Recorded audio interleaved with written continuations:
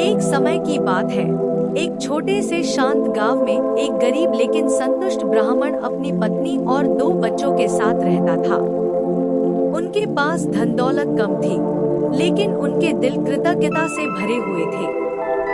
हर दिन ब्राह्मण अपनी प्रार्थना करता और मेहनत से काम करता, जबकि उसकी पत्नी प्रेम और देखभाल के साथ उनके साधारण घर को संभालती।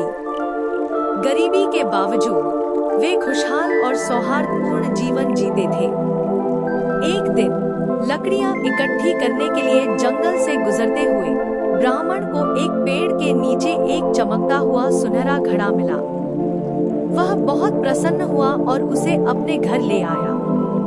घड़े के अंदर कीमती रत्न और सोने के सिक्के थे, जो उन्हें जीवन भर के लिए अमीर बनाने के लिए पर्याप्त थे। उनका साधारण जीवन अचानक बदल गया। नई संपत्ति के साथ उन्होंने एक भव्य घर खरीदा, शानदार कपड़े पहने और स्वादिष्ट व्यंजनों का आनंद लेने लगे। लेकिन धीरे धीरे उनके दिलों में लालच घर करने लगा।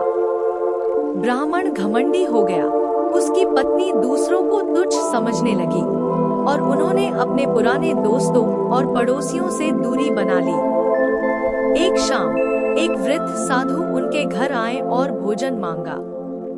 जो ब्राह्मण कभी दयालु और उदार था, अब साधु का उपहास करने लगा और उन्हें कुछ भी देने से इनकार कर दिया। साधु मुस्कुराए और बोले, धन जो हृदय को बदल दे वह आनंद नहीं बल्कि दुख लाता है। यह कहकर वे चले गए। उस रात ब्राह्मण को नींद नहीं आई। उसने महसूस किया कि वह कितना बदल गया था और साधु की बात कितनी सच्ची थी। अगली सुबह उसने और उसकी पत्नी ने फिर से अपने साधारण जीवन में लौटने का निर्णय लिया। उन्होंने अपनी अधिकांश संपत्ति जरूरतमंदों को दान कर दी और फिर से सादगी से जीवन जीने लगे। तब से उन्होंने समझा कि सच्चा सुख धन में नहीं बल्कि दयालुता, विनम्रता और संतोष में है। इस कहानी की शिक्षा, सच्ची संपत्ति धन से नहीं बल्कि हृदय में मौजूद दयालुता और विनम्रता से मापी जाती है।